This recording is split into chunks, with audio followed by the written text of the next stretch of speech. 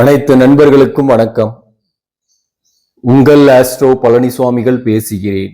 இந்த காணொளியில மகரம் ராசிக்கு 2026 பிப்ரவரி மாத ராசி பலனை பொது பலனாக பார்க்கலாம். இது ஒரு கைடன்ஸ்க்காக எடுத்துங்க. இந்த மகர ராசியை பொறுத்தவரையிலும் ஏமாற்றங்களும் வெற்றிகளும், ஏமாற்றங்களுக்கு பிறகு வரும் வெற்றி மகிழ்ச்சியை கொடுக்கும். ஆனா முதல்ல அவசரப்பட்டு செயல்படுறதுனால சில ஏமாற்றங்களும் அல்லது சில மன வருத்தங்களும் அல்லது ஒரு டென்ஷனும் ஒரு மன அழுத்தமும் ஏற்பட்டு அந்த மன அழுத்தத்தின் மூலம் உங்களுக்கு அதன் பிறகு ஒரு ஆதாயத்தை கொடுக்கும். இந்த பிப்ரவரி மாதத்தை பொறுத்தவரை இந்த மாதிரி தான் அனைத்து விஷயத்திலுமே இருக்கும். அப்போ மன அழுத்தம் வந்தாக உடம்பு பாதிக்கும். அந்த வகையில கொஞ்சம் எச்சரிக்கையா இருந்துக்கணும்.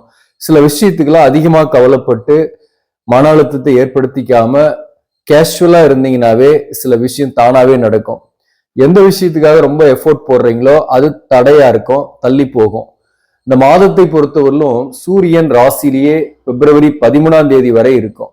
இந்த 13ஆம் தேதி வரலும் செவ்வாய் இந்த மாசம் ஃபுல்லாவே உச்சம் பெற்று ராசிலேயே இருக்கு. செவ்வாய் சூரியன் சேர்க்கை இருக்கிறதுனால திடுதிப்புன்னு கோபம், டென்ஷன் இருக்கும். பார்க்கறவங்க, சந்திக்கக்கூடிய மனிதர்கள் இவங்க உங்களை டென்ஷன் படுத்தலாம். நீங்க சைலண்டா இருந்தா கூட அவங்களால உங்களுக்கு மன வருத்தங்கள் அல்லது அவங்களால சில இடைஞ்சல்கள் வரலாம். மேலும் இந்த சூரியனும் செவ்வாயும் சேர்ந்து ராசிக்கு 7ஆம் இடத்தை பார்க்கறதுனால குறிப்பா நண்பர்கள், ஒரு நல்ல பழகிய நண்பரோட மிஸ் அண்டர்ஸ்டாண்டிங் போகும். வாழ்க்கை துணை ஒரு வகையிலுமே ஹெல்த் இஷ்யூஸோ அவருக்கு அல்லது வாழ்க்கை துணிவருடன் மன வருத்தங்களோ போகும். கொஞ்சம் பொறுமையா பேசுறது இந்த காலகட்டத்துல நல்லது. வாழ்க்கை துணைவருக்கு உடல்நல தொந்தரவு பாதிப்பு வரலாம். வயதானவர்களாக இருக்கீங்கன்னாக வாழ்க்கை துணைவர் மேல கொஞ்சம் கூடுதல் கவனம் செலுத்திங்க. அதே போல 30 to 40 வயசுல இருக்கிறவங்களுக்கு இந்த வாழ்க்கை துணைவரோட சின்ன சின்ன மனஸ்தாபங்கள், கருத்து வேறுபாடுகள் இதெல்லாம் வரும். இதுல தோஷங்கள், பிரச்சனைகள் இருக்கிறவங்களுக்கு ஏற்கனவே பிரிந்திருப்பீங்க. அந்த பிரிந்தவங்க சேர முடியுமானா இந்த மாதத்தை பொறுத்தவரையிலும் சேரத்துக்கான வாய்ப்பு இல்லை. சிலரை சந்திக்கலாம். விட்டு விலகி போன உறவு மீண்டும் எங்களை சந்திப்பாங்களா அல்லது நான் போய் சந்திக்க முடியுமா அப்படின்னா அதற்கான வாய்ப்பும் இந்த மாதத்தை பொறுத்தவரையிலும் இல்லை. ஏன்னா தடைகள் இருக்கும். நீங்க அதை கேஷுவலா எடுத்துக்கிட்டு அதை பத்தி யோசிக்காமே இருந்தீங்கன்னா மேபி சந்திக்கலாம். ஆனா அதே சிந்தனையோட அவர் என்ன பண்ணுவாரு, ஏது பண்ணுவாரு, அவர் நம்ம பாப்பாரா, வருவாரா, நம்ம கிட்ட பேசுவாரா அப்படின்னு யோசனையிலேயே இருந்தீங்கன்னாக அந்த யோசனை ஒரு மன அழுத்தத்தை கொடுக்கும், ஒரு வெறுமையை கொடுக்கும். ஆனா வரமாட்டாரு, வரத்துக்கான வாய்ப்பு இல்லாமல் இருக்கும். என்ன முடிவுன்றத முடிவுல தெரிஞ்சுக்குவீங்க. அதாவது நமக்கு என்ன பிராப்தம், நம்ம ஜாதகத்துல என்ன கொடுப்பனும் இருக்கோ அதுதான் நடக்கும். இல்லாத ஒண்ணு, சட்டியில இல்லாத ஒண்ணு நீங்க அகப்பையில எடுக்கவே முடியாது. அது மாதிரிதான் ஒவ்வொருத்தர் பிறக்கும் போதும் ஒவ்வொரு கொடுப்பனையோடையும் ஒவ்வொரு பிராப்தத்தையோடையும் பிறந்திருப்பீங்க. அந்த அடிப்படையில தான் வாழ்க்கையே, அந்த பேட்டர்ன்ல தான் வாழ்க்கை ஒவ்வொருத்தருக்குமே இருக்கும். அந்த வகையில சில விஷயம் நடக்கல அப்படின்னா அதை விட்டுட்டு அடுத்த விஷயத்துக்கு நீங்க போறது மட்டும்தான் புத்திசாலித்தனம். அந்த விஷயத்திலேயே நின்றுட்டு இருந்தீங்கன்னா, அந்த படிக்கட்டிலேயே நின்று இருந்தீங்கன்னா நீங்க மாடிக்கு போகவே முடியாது, அதாவது உயரவே முடியாது. அதே போல உங்களுக்கு பொறுத்தவரையில இந்த மாதத்துல பிளஸ் பாயிண்ட் அப்படின்னாக்க 2ஆம் இடத்துல சுக்கிரன், புதன், ராகுவோட சேர்ந்து இருக்கு. 8ஆம் இடத்துல கேது இருக்கு. இந்த 2ஆம் பாவகத்துல சுக்கிரன், புதன் சேர்க்கை இருக்கிறதுனால செலவு இருந்தாலும் வருமானம் வரும். பிசினஸ் பண்ணக்கூடியவர்களுக்கு புதிய ஆர்டர்கள் வரும். தொழில் நல்லாவே இருக்கும், பிரச்சனை கிடையாது. அதுவும் மாதத்தோட பிற்பகுதியில திடுதிப்புன்னு வருமானம்லாம் வரும். அதாவது பிப்ரவரி 13ஆம் தேதியிலிருந்து சூரியன் பெயர்ச்சியாகி ராசிக்கு 2ஆம் இடத்துக்கு வரும்போது மேக்சிமம் தொழில்ல வருமானம் வரும். கடனை எதிர்பார்க்கறீங்கன்னா கடன் வாங்கக்கூடிய சூழ்நிலையும் சில பேருக்கு ஏற்படும். அது சுப கடனாக இருக்கும்.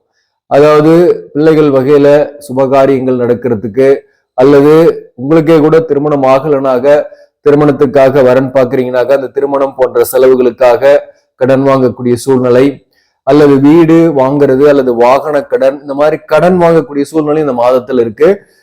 கொஞ்சம் அதுல எச்சரிக்கையாகவும் இருந்துங்க. உங்களுடைய அதாவது ரீபேமெண்ட் கெப்பாசிட்டிக்கு தகுந்த மாதிரி வாங்கும் போது பின்னாடி அது ஒரு மன அழுத்தத்தை கொடுக்காம இருக்கும் உங்களுக்கு.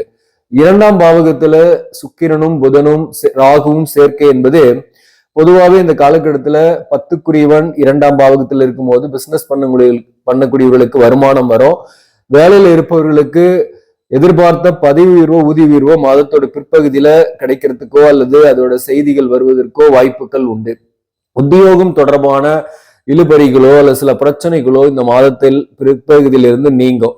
வேலையில புதிய வாய்ப்பு தேடிட்டு இருக்கிற அந்த வாய்ப்பு கிடைக்குமான்னா மாதத்தோட பிற்பகுதியிலிருந்து வாய்ப்பு இருக்கு. சில பேருக்கு வெளியூர்லயோ வெளிநாட்டிலேயோ வெளி மாநிலத்திலேயோ கிடைக்கக்கூடிய வாய்ப்பு உண்டு. அங்க நீங்க மூவ் பண்ணலாம். பிசினஸ் பண்ணக்கூடியவர்களுக்கும் ஒரு பிரான்ச் சக்சஸ்ஃபுல்லா போகுதுன்னா இன்னொரு பிரான்ச் ஆரம்பிக்கணும்ன்ற எண்ணங்கள் வரும். அது இன்னொரு பிரான்ச் ஆரம்பிக்கிறது செய்யலாம். உங்க ஜாதகத்தையும் ஒரு முறை பார்த்துக்கிட்டு செய்யுங்க. என்ன தசாபுக்தி நடக்குது, எந்த விதமான பலனை அது கொடுக்குது என்பதை புரிஞ்சுங்க. ஏன்னா கோச்சார பலன் தான் இது, ஒரு பொது பலன். இது கைடன்ஸ்க்காக தான் எடுத்துக்கணும்.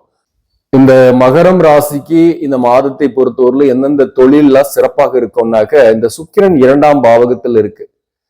அதே போல 11ஆம் அதிபதி லாபஸ்தானாதிபதி உச்சமாயிருக்கு. லாபங்கள் வரும். தொழில் பிசினஸ் பண்ணக்கூடியவங்களுக்கு லாபங்கள் வரும்.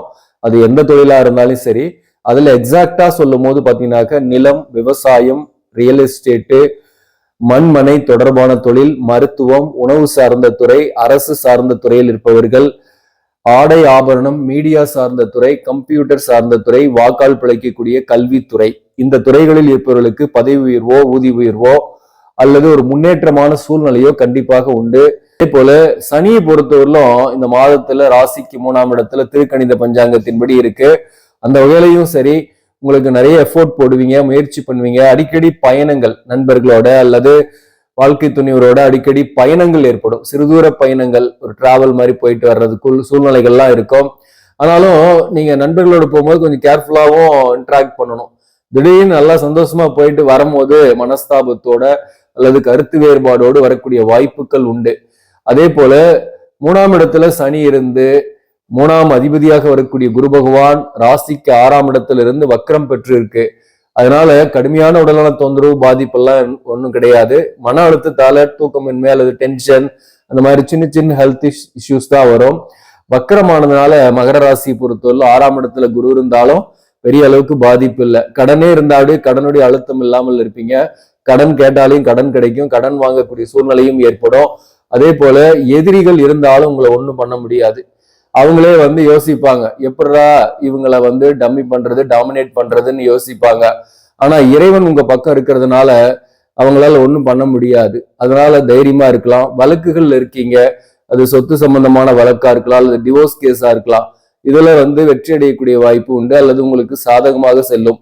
மேலும் இந்த மாதத்தை பொறுத்தவரையிலும் பாத்தீங்கன்னாக்க படிக்கக்கூடிய மாணவர்களுக்கு சிறப்பாகவே படிப்பீங்க. உடல்நல விஷயத்துல கவனம் செலுத்திங்க.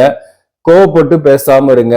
சக மாணவர்களுடைய நட்பு அதெல்லாம் கொஞ்சம் கெடும். இந்த மாதத்தை பொறுத்தவரையிலும் கேர்ஃபுல்லா இருக்கணும். கணவன் மனைவி உறவு நிலையை பொறுத்தவரையிலும் ஒரு விட்டு கொடுத்து போறதுதான் இந்த மாதத்துல புத்திசாலித்தனம். நிறைய காம்ப்ரமைஸ் பண்ணிட்டு போனீங்கன்னா எந்த பிரச்சனையும் இல்லை.